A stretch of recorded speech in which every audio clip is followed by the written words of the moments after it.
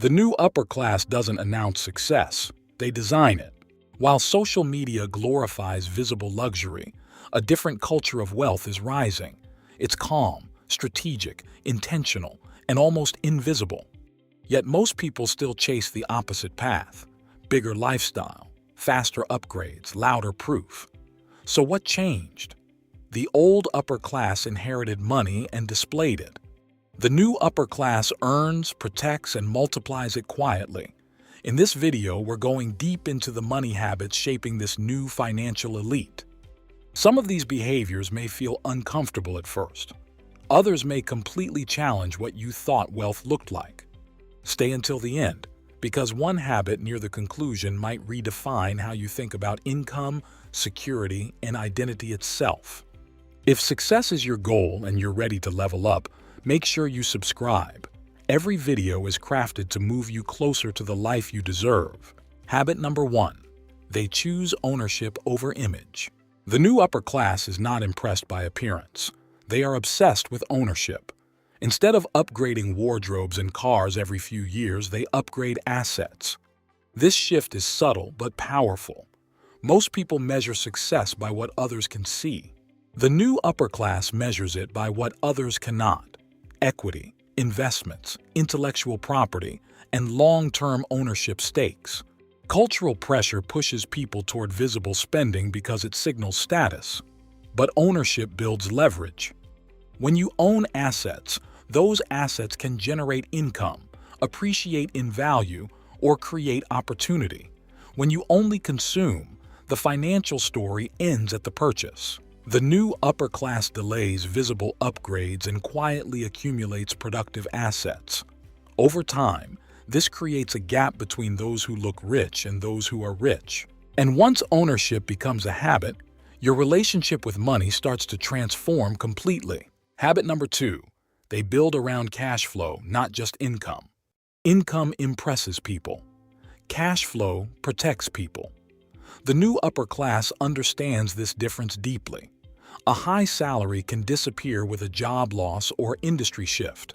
But consistent cash flow from diversified sources creates stability. That's why they focus less on bragging about income and more on structuring money to return regularly. They explore multiple income streams, side ventures, long-term investments, or ownership positions that continue producing value. Many people make the mistake of increasing expenses every time income increases. A raise becomes a new liability. A bonus becomes lifestyle inflation. The new upper class does the opposite. They convert income growth into income-producing systems. There's a quiet discipline behind this. Instead of asking, "How much do I earn?" they ask, "How much of my money works for me?" When your expenses are covered by recurring income streams, stress reduces and confidence rises. That's when financial decisions become strategic instead of reactive. And once you stop depending on a single source, your relationship with risk begins to change in unexpected ways. Habit number 3. They learn risk instead of fearing it. The average person avoids financial decisions out of fear. The new upper class studies risk until fear loses control. Risk isn't something they eliminate. It's something they understand. They research before acting. They diversify before committing. They prepare before expanding. Most people hear about economic downturns and immediately feel panic. The new upper class sees cycles. They understand that markets, industries, and economies move in patterns over time. Emotional reactions destroy wealth faster than bad investments. This is why they build buffers, savings reserves, diversified holdings, and long-term strategies, so temporary volatility doesn't force permanent damage. Instead of asking, "Is this safe?" they ask, "What's the downside, and can I handle it?" That single mindset shift separates reactive behavior from calculated action. When fear drives decisions, growth becomes impossible. When knowledge replaces fear, opportunities appear where others only see danger. And when you combine patience with preparation, uncertainty becomes a tool instead of a threat. That shift alone quietly changes financial outcomes over decades. Number 4. They think in decades, not months. The new upper class thinks in long-time horizons. While most people focus on short-term wins, they design 20 or 30-year trajectories. This doesn't mean they ignore today. It means they connect today's decisions to long-term consequences. Quick gains are tempting because they offer instant validation. But sustainable wealth rarely comes from urgency. It comes from consistency. Cultural noise pushes speed, faster profits, faster success, faster upgrades. But the new upper class values durability. They understand that compounding works best when left uninterrupted. Instead of constantly changing direction, they commit to frameworks and allow time to multiply their efforts. This long-term lens influences everything: career choices, spending habits, partnerships, and investments. A decision isn't judged by how exciting it feels today, but by how useful it will be decades later. Ask yourself, are your financial decisions aligned with the next year or the next generation? When you extend your timeline, impatience fades. And when impatience fades, discipline becomes easier to maintain. Habit number 5. They protect mental bandwidth. Money decisions require clarity. The new upper class aggressively protects their mental energy. They simplify financial systems, automate recurring actions, and reduce unnecessary complexity. Most people exhaust themselves constantly thinking about money, reacting to trends, comparing lifestyles, worrying about short-term fluctuations. Mental clutter leads to impulsive decisions. The new upper class minimizes noise. They create structured routines around saving, investing, and spending so fewer daily decisions are required. Automation removes emotion from repetitive tasks. This frees cognitive bandwidth for bigger strategic thinking. There's also a psychological insight here. Decision fatigue lowers discipline. When every purchase becomes an emotional debate, consistency breaks down. By reducing friction in their financial systems, they maintain calm control. They don't chase every opportunity. They filter. They don't constantly compare. They focus. Protecting mental clarity becomes a financial advantage, because once your mind is stable, your strategy becomes stable, and stability over time becomes extremely profitable. Number 6. They redefine self-worth before they redefine net worth. The new upper class understands something most people never pause to question. If your identity depends on your lifestyle, your finances will always feel fragile. They separate who they are from what they own. That single emotional shift protects them from one of the biggest wealth destroyers: insecurity spending. Many people unconsciously buy status to feel significant. A car becomes confidence. A house becomes validation. A brand becomes belonging.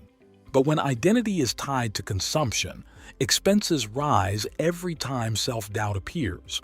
The new upper class works on internal stability first. They build competence, character, and credibility in quiet ways. Because when your self-worth is grounded in skills, values, and discipline, you don't need material proof to feel powerful. This creates financial calm. Purchases become strategic, not emotional reactions. Once identity is detached from spending, money becomes a tool instead of a mirror. And that shift unlocks extraordinary financial control. Number 7. They invest in personal leverage before luxury. Before upgrading their lifestyle, the new upper class upgrades themselves. They invest heavily in skills that increase earning capacity, decision-making ability, and adaptability. Instead of chasing comfort when income rises, they chase capability. Most people treat education as something that ends after school.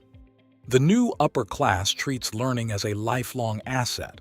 They attend workshops, hire mentors, read deeply, and build rare skills that compound over time. Why? Because skills create leverage, and leverage multiplies income far more effectively than cutting expenses ever could. When industries shift or technology disrupts markets, those with high-value skills adapt quickly. That adaptability becomes financial insurance. A relatable question: if your industry changed tomorrow, would your skills still create opportunity? The new upper class prepares for change before it happens. They view self-investment as the highest returning asset because it increases optionality. And optionality creates freedom. When your abilities expand, income growth becomes more predictable. And once income grows predictably, wealth building becomes dramatically easier. Number 8. They define wealth as control, not attention. At the core of everything lies one redefining belief: wealth is control, not attention, not applause, not visible luxury. Control over time, control over decisions, control over where energy is spent. The new upper class doesn't aim to impress strangers. They aim to reduce dependency. When money provides flexibility, life becomes intentional. You can walk away from unhealthy situations. You can pursue meaningful work. You can pause without panic. Many people chase income as a scoreboard. The new upper class builds assets as a safety net and launchpad. This belief reshapes every financial choice. Spending becomes selective. Saving becomes strategic. Investments become long-term commitments rather than short-term excitement. Ask yourself, are you building wealth to be seen or to be secure? The answer determines your financial trajectory. When wealth equals freedom, patience increases. And when patience increases, compounding works uninterrupted. Over time, this mindset shift quietly separates those performing success from those truly possessing it. Transformation isn't loud, it's quiet, steady, and powerful. And once you adopt these habits, you don't just look successful, you become financially untouchable in the ways that truly matter. Know in the comments what all did we do right so that we can improve and keep doing that better. Don't forget to share this video with at least one person who will get some insights, because one video is enough to give people enough ideas to change their lives. I'll see you in the next video, and also don't forget to subscribe the channel.